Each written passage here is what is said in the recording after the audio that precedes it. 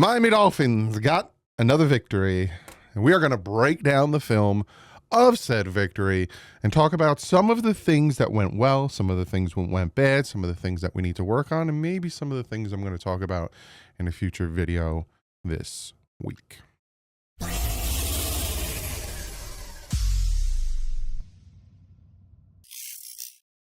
What is up, Finn fans? How is everyone doing on this Tuesday? We are going to look at the Saints film and then move on to the Jets.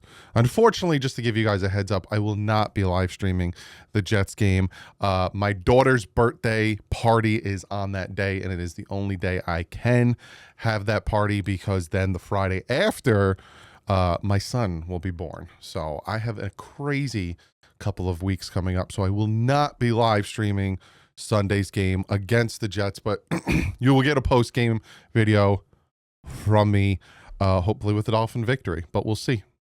I will get to all that. And also shout out to the sponsor, Sleeper.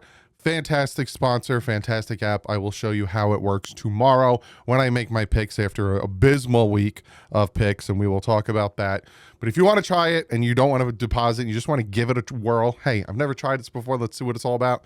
You get a free $20 entry, no deposit needed. But if you do want to throw some down, use the promo code DDW, you get 100% matched up to $100. So, looking back at this game, there were some throws that I was looking at, and we will talk about it. We'll break it down together. Sorry, I'm dying. You give me your input below, but we will break it down. You could say, actually, I think that throw could have been made, or no, that throw couldn't have been made. But we're going to talk more about the offense. I have 3 defensive plays. To me, the defense was fantastic. There was more things that were interesting to me, positive and negative, that came from the offense, especially when the defense was 16-0 at halftime, when it should have been way higher than that at halftime. And then, we would have been able to do more, and then, the rest. So let's jump into this. We're going to start with 1st and 10 from Miami's 47. This play is a sack. And I think I talk about a few sacks, pause on that in this one. 1, 2, I think 3 of them. This one, I don't know what Tua is doing.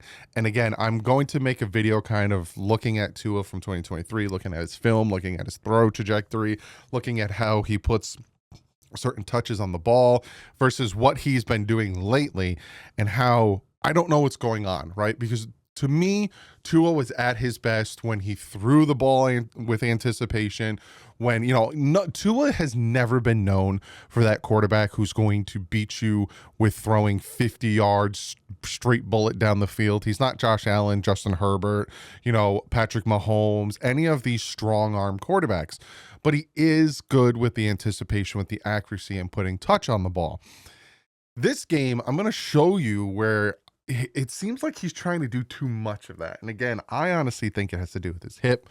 We'll talk more about that in a video coming up where I kind of try to break down what I think is wrong with Tua. But this first one, this sack, is on Tua. It's 100% on Tua here. So again, like I said, it is 1st and 10 from the Dolphins' own 47. We end up scoring on this drive. So again, no harm, no foul. But I want you to see something here, right? A little play action, drops back, pressure in his face, tries to avoid it, gets sacked from Cameron Jordan. Now, what I want you to notice here is, right, a little shift into I formation, a little PA, drops back, plants his foot. Tua in the past, and with his anticipation, would have put the ball right here for this receiver. Plants his foot, looks. Yes, you have him coming over this way, you have him coming down this way, but you throw that ball here like he's done time and time again. We've seen him do this. You put the ball there, but he doesn't. What he does is he kind of looks, then he's like, and then by the time he wants to throw it, he's already coming over with his route, and then the pressure's on him and he gets sacked.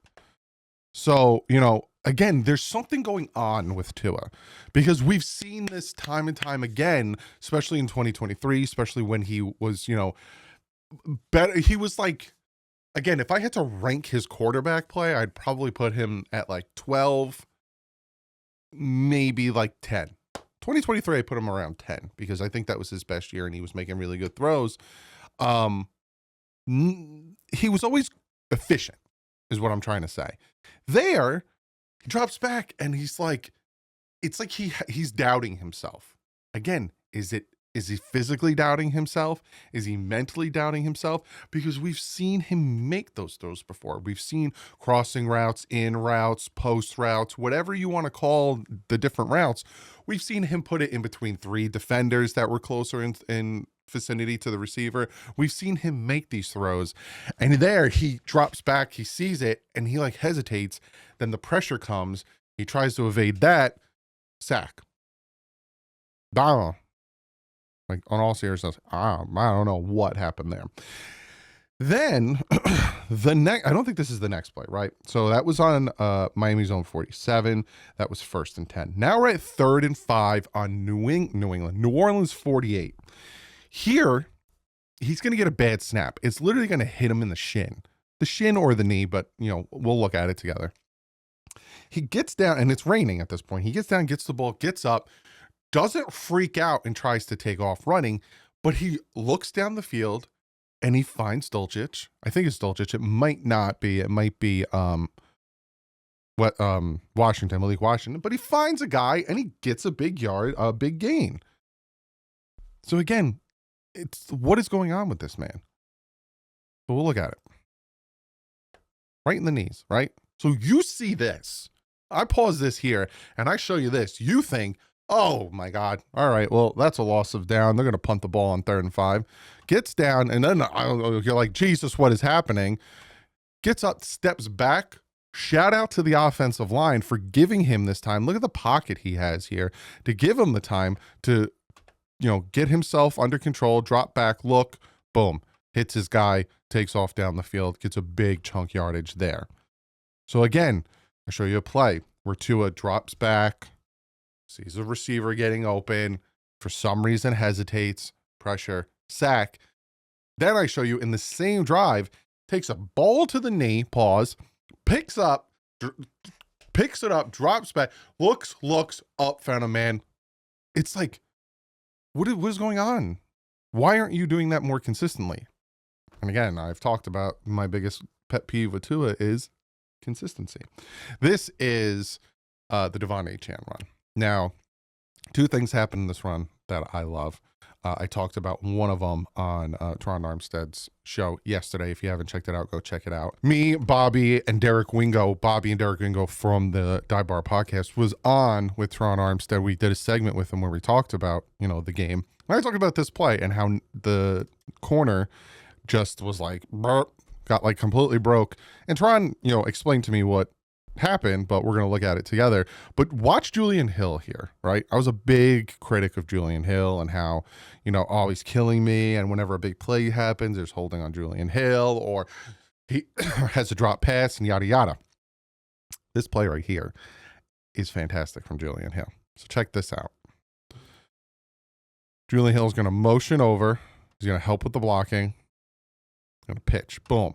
Julian Hill cracks 96. Comes over, boom, number 20, gets him. Now, very easily, could have been a holding call. Look how he's grabbing him. Didn't get called, thank God, runs it down the field. But I also want you to look at number 1 here. What? Now, Teron Armstead said he was setting the boundary, and Achane did a cut, which kind of froze number 1.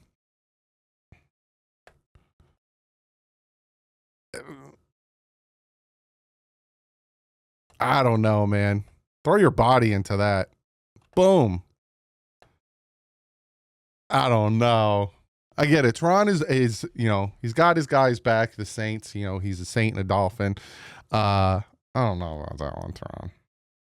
I don't know. But you do know way more about football than I do. So I'm going to go with your expertise on that one. But it looked like he could have popped him with his shoulder a little bit. But Julian Hill, fantastic on that one. Hitting the first guy, coming off, hitting the second guy, leading the way for Devon Achane for a nice touchdown run. Puts the Dolphins on the board 7-0.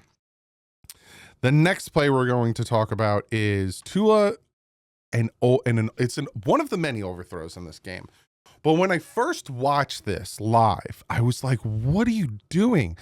And then I watched it again and again and again, because that's what I do when I do film breakdowns. I pick plays that I want to focus on, and then I watch them over and over and over and over again. And I'm wondering if Cedric Wilson was supposed to kind of cut it up the field, or to a thought Cedric was going to cut it up the field, and he led him that way, because he had to have thrown the ball the way he did because there was defenders on him.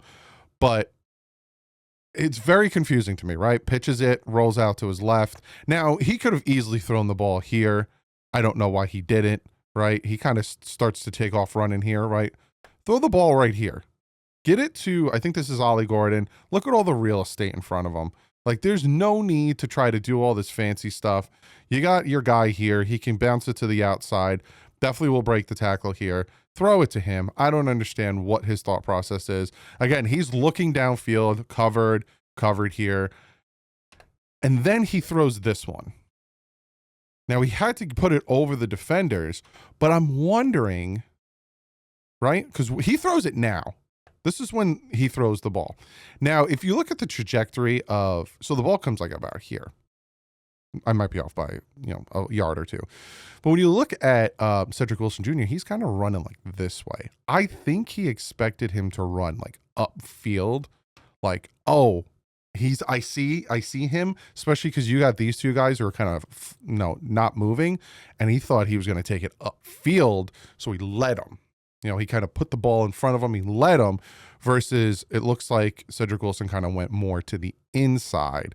Now, again, comment below. Let me know what you guys think, because it looked like he tried to lead him up, and, looked like he tried to lead the ball up so Cedric will go up, whereas he more went towards the sideline. Regardless, I think it was the wrong decision. Sorry, I keep clearing my throat. Been having a sore throat for like a week. I think it was the wrong decision. I think once he rolled out to his left, he should have hit the running back. Running back had a ton of real estate in front of him. He had one guy to beat, which was the corner, the number 1, who got beat by Devon Achane. You got to hit him, let him do his thing, especially it's 2nd and 8. And we end up hunting on this one. So, it's a bad decision. Again, decision making. I don't know what is going on with him in that aspect of it. I was going to say something ridiculous. Now, this sack here, to me, this is not on Tua Tagovailoa. To me, this is just the offensive line got beat real bad, specifically Austin Jackson. Austin Jackson overall had a good game. This play here, it wasn't good. And a lot of times when I look at plays that result in a sack, because I was going to say, a lot of times when I look at sacks, can't say anything anymore. Football is just, you can't do it. I look at what happens with the offensive line, and then I look at, was someone open before the quarterback got hit? And unfortunately with this one, no one was open. No one was open by the time it happened. Right? So they only sent 4. They looked like they were going to send more. They wanted to send 4. You see here, Austin Jackson is getting beat bad. Tua, at this point, again, here comes the pressure. No one's open. They sent 3 out. No one's open. This is 3rd and 14. Jesus, Mary. I think there's a penalty that pushed them back 5 yards. So again, we're trying to get to the 30. They just dropped all the defenders back to the 30. Like, all right, beat us. Tua stepping up. And again, they're all covered. So at this point, he's like, dead to rights. And look, Austin Jackson just beat bad. I hate seeing Jonah on the ground, man. And you guys know I'm a huge Jonah fan. I wanted to draft him. I still think he can be something, but he is nowhere near what I thought the Dolphins were going to get by taking him, especially trading up in the 2nd for him. I was definitely expecting more than I'm getting. And it sucks because, again, I really wanted the Dolphins to draft him, and they finally got a guy I wanted, and now I look like a big dumb guy because he's not playing anywhere near the expectations or what the national scouts have been saying about him. They were saying, he's one of the few offensive linemen you just plug in and play and da-da-da-da. He isn't. Jonah's struggling bad so far. This next play, so again, punting. This next play is 1st and 10. We're on our own 27. He hits a 34-yarder to Darren Waller. And this is another play where I think he puts too much under it. Now, when we look at this play together, I'm going to kind of look at Tua and his mechanics as well, because, again, I think him not working with Nick Hicks anymore is really what's hurting him. But you'll see he puts too much, and I think if he puts, he doesn't arc it or rainbow it too much. I like to say rainbow it because, I think Waller gets more than 34 yards. Let's check it out. A little bop, drops back. No, it's fundamentals are there. You look at him and, he's not leaning back. You look at the way his body of work is. He's throwing it. He's not leaning back. He's not throwing it with all of his body. He's, planting his feet and he's throwing the ball. It's good mechanics, but he should not have had to stop. You know what I'm saying? The throw shouldn't have been so boop, because if he doesn't have to come back and stop, he's gone. Waller's fast. This is a touchdown, but he had to come back and stop for it. Like literally had to come, and because 29 bites, because as soon as Tua throws it, he thinks, oh, this is going to Waddle on an out route. So 29 bites. It's a perfect read. It's just a bad throw. He rainbowed it. Absolutely rainbowed it. And this isn't the first time he rainbows it. Like I showed you with the Cedric Wilson throw.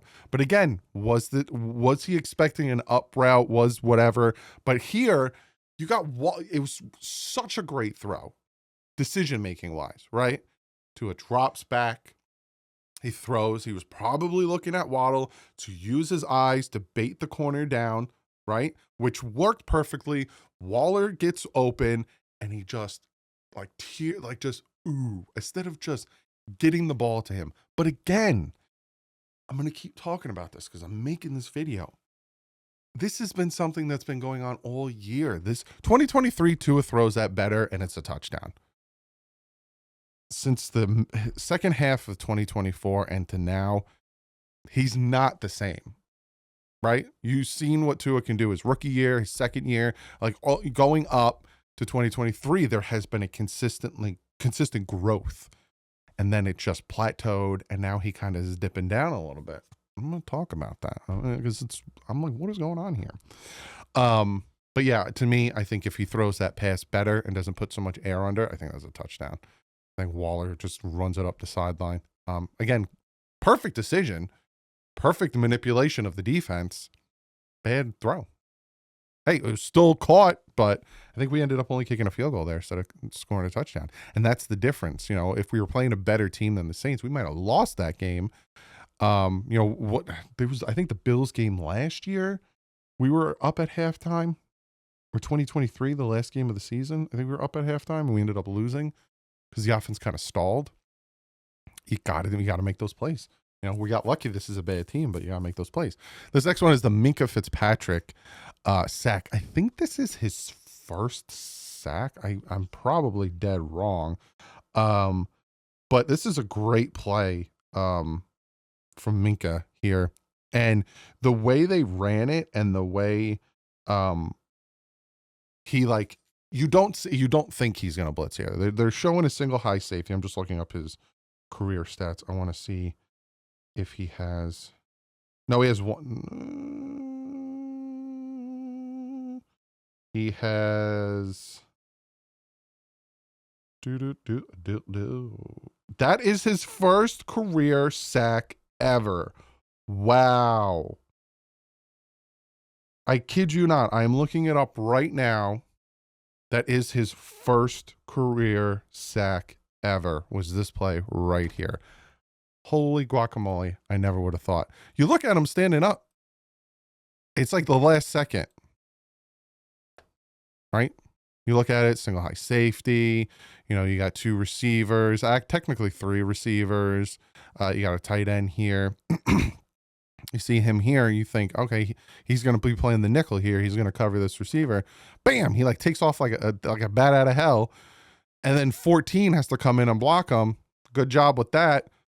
And that is my favorite.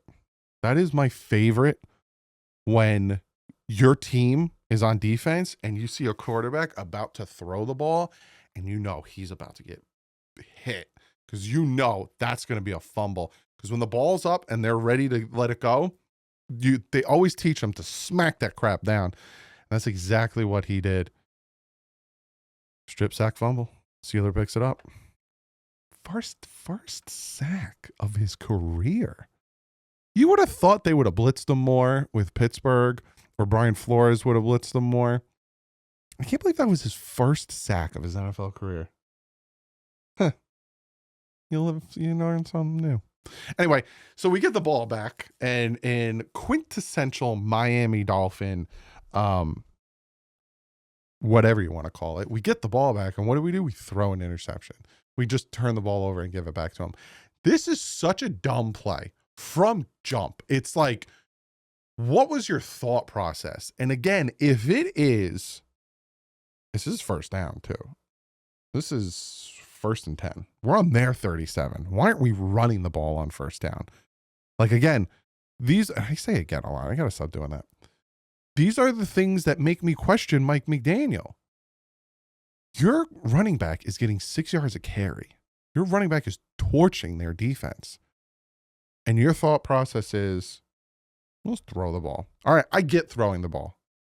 But why is regardless, and I think this is what is being said, because we've heard it after the Buffalo game, regardless of what you see, just throw it up there. Because that's what it looks like. There is no way, Waddle comes in motion here. There is no way. Looking at this right now, right? I'm not even playing anything else. Looking at this right now, there is no way that you would think I have a corner on him and I have a safety over the top. And he's essentially going to be running, a go route, whatever you want to call it. There is no way that you can sit here and look at this and say, I'm about to throw a touchdown to this man. No, man, because he's going to follow back with you. He's double covered. They put 2 guys on him. Pump fake the crap out of it.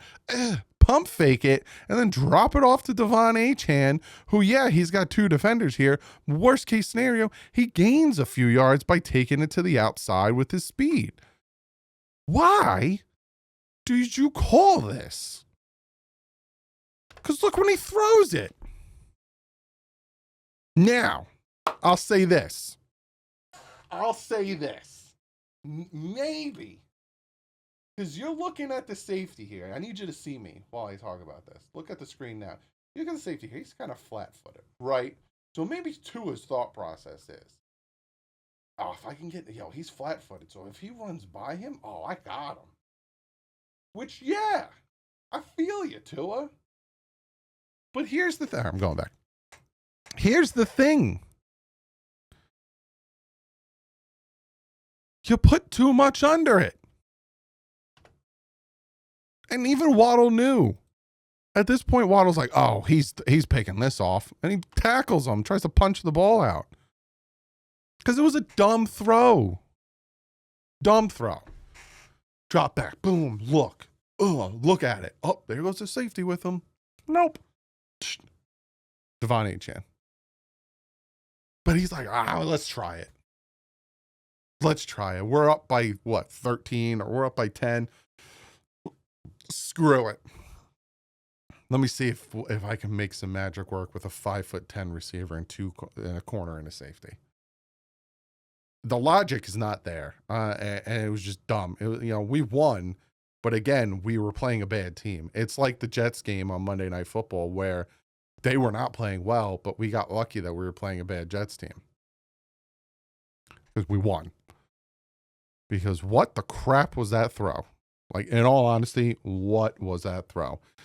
This next one is to Devon Achane. Now, this one I am torn. Do I think it's a bad throw, or do I think Achane should have caught it? Because that is kind of what is running through my head right now. When I first saw it, I'm like, wow, you got to get the ball to Achane better. It's a walk-in touchdown. But the more I watched it over and over again, I'm like, because Achane kind of puts his hand out and he drops it. So he did lead him a little bit.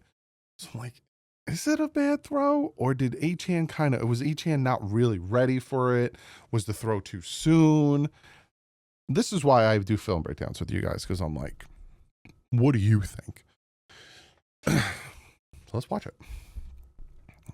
Get your thoughts and opinions. Right? So he throws it now. So at this point, you got a blocker, and you got a potential blocker. So again, he catches this, right? He comes in and he catches it. He just trots right in for a touchdown, right? Is this a bad throw? Right? Like, he had to leave his feet. I'm still torn. I honestly am still torn. He has to leave his feet to try to catch it, and he's, got his arm out to try to grab it. Is that a bit? And he kind of like stood there too, like, oh no, is that on me? Is this a bad throw? Or is this Achane not getting? I'm still so torn, right? Because the ball hits Achane in the forearm. He kind of jumps up and it hits him in the forearm. He had to leave his feet, and it was a little far in front of him. I'm leaving it up to you guys. I'm torn. I could see both ways. I could see both sides of it. I could see that it's a bad throw, and I could see that Achane should have caught it. So I want to know from you guys in the comment below. Bad throw, or did Achane do a bad job of getting that ball? Either way, should have been a touchdown. We end up kicking a field goal. I'm interested to see what you guys have to say about this one. Next, Tyler Shough. To me, besides this play and like one other play that we will get to, I think he had a really good game. Especially his touchdown passes, really good. The way he was making changes at the line of scrimmage. I think the Saints really can invest in him a little bit more. I don't think they'll take a quarterback in the 2026 draft. So, I think, the Jets could probably sit pat at 4 or wherever they're going to be picking, and just let I think it's going to be the Titans, the Giants, and then the Saints, and then the Jets, or, whatever. I think Jets can just stay pat and take a quarterback. I don't think the Saints will, but this is a bad one. He stares down his receiver to the point where Rasul Douglas leaves. I think it's Olave. 15 is Olave. Leaves his receiver and jumps on the ball and interception. I'm having a stroke. Great. Just, it's bad on Shough here.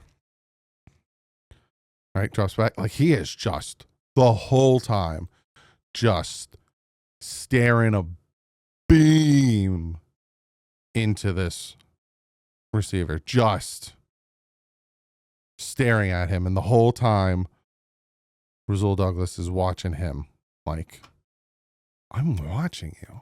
You might want to look over at this guy to make me, respect it.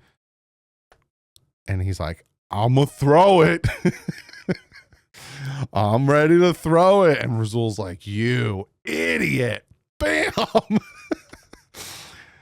Rasul, he got in trouble. From what Minkah said, jokingly, he got in trouble. But Rasul, what are you doing, my dude? Just take it up the sideline. Right? Pick it off, head to the sideline.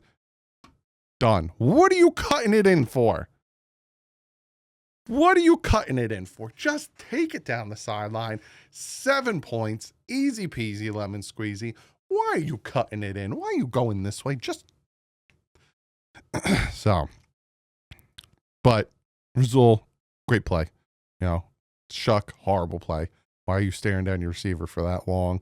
Like I said, Rasul left his receiver. It was just a great veteran play by him, being able to, stand there, certain what was down in distance was that was 2nd and 10. He's able to, stand there, give himself some distance because it's 2nd and 10, backpedal, keep his eye on the quarterback. And then he was like, he's not even looking at my guy. And then, he's going to throw it, and just broke on it. Great play. Great veteran play there. Next play we are going to look at is the incompletion to Julian Hill. Now, Julian Hill is not known for being an athletic receiving tight end. Julian Hill is known for being a more blocking tight end. So I get if this was any other tight end, like if this is Darren Waller or even Dulcich, I think this is a catch. But to ask Julian Hill to do this, right? Crosser here, Tua rolling out. Now, we'll look at the other angle because it does hit him in the arms. But you have to understand something. His full momentum is going this way. He has to come to a complete stop, go back, and then catch the ball. That is hard to do. That's hard to do for an athletic person. Not saying he's not athletic, but again, he's a big guy. So it's hard to do. So again, he comes back and he gets his hands on it. So again, the rule is you get your hands on it, you got to catch it. But he threw it behind him. Like, lead him. Put it up here. This is where, okay, put the touch on it. Lob it over. Throw it here. Or throw it at Dulcich. Throw it out here. But this was the right read. It was a bad throw. Absolute bad throw. And it sucks because, this game was just a lot of Tua with stupid throws, either the interception or floating the passes or making the wrong reads or, but then he'll have good plays. He'll have good plays like this next one where it's 3rd and 4 on our own 10-yard line. And he gets pressure. And in this one, he steps up, he evades the pressure, he keeps his eyes down the field, he hits Dulcich for a 21-yard reception. And I think this drive ends up in a field goal. They all do. We had one touchdown. Yeah, we had one rushing touchdown. But great job here from Tua, right? Dropping back, pressure, Patrick Paul gets beat, steps up, keeps his eyes down the field. I see Dulcich, and he lets it rip. Again, this is what I'm talking about before. The first play I showed you where he didn't need to take that sack. This is it. This is the same thing, right? He wants to throw over here to Darren Waller. It's not there. He feels the pressure. He steps up. Oh, I see Dulcich is coming across the middle. He's coming across here. I'm going to throw it now, and I'm going to lead him and meet him there. He should have done it the very first play. Again, we still scored a touchdown, so I'm nitpicking. But he leads them. Normally, in a game with Tua, I'd say like 80% of the time he's making throws like that and he's efficient. Then you have like the 20% of like, what are you throwing, dude? Or what are you doing? This game was the opposite. This game was like 20% of like, there it is. Good. Do that more. And then 80% of like, what's going on with him today? And I said going into this game, I got 2 more plays. I said going into this game, I need to see Tua do what he does best, which is carve up bad teams. He did not do that. He didn't. And this next play is a prime example of it, where he has Waller for a touchdown and he floats it. And I'm going to give you 2 angles to show you he should have thrown a bullet pass. Right? Like, in all honesty, the play probably was this. Let's play a screen to Devon Achane, because he has a blocker out here, which this wouldn't have gave us a touchdown. This is 1st and 10 though. Again, 1st and 10 from their 11. Why are we throwing the ball the first 2 downs? Why are we throwing the ball 3 downs? Makes no sense to me. But maybe like from jump, that was the play. Boom. Get to Achane, let him use his speed to get to the outside, give you a chance to at least get closer. Tua, though, looks over here. Jalen Waddle is triple covered. He's got enough time. They're sending 3 all the time in the world. He sees, okay, I got Darren Waller over here. He's going to be running across the back of the end zone. I'm going to float it to him, give him a chance to come down with the ball.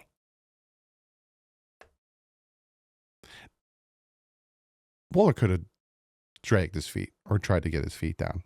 But again, the throw was horrible. And a prime example of the throw being horrible is right here, right? He floats it. Man, just why you got to put so much air under it? There's a lane. Now, you have Chase Young here, so you're not obviously going to bullet it. You don't have to put so much air under it. But also, Waller didn't have to kind of get those feet down, my man. But you didn't have to put so much. So, again, it's another play like the other Waller throw, like some other of these throws where he's just, and even Mark Schlereth, who was one of the announcers, was saying he was off, and throughout the whole broadcast, Mark Schlereth was like, Tua's, known for his accuracy, known for his throwing, known for his anticipation. He looks off today. He doesn't look good today. Look at him missing this. And he even said that that's probably why they didn't try to do something before halftime, because, they're like, screw it. Let's just let the clock run out. We'll spike the ball, or we'll call a timeout. We'll just kick the field goal, go in 16-0. Because his throws were just all over the place. This last one we're going to talk about is the pick 2.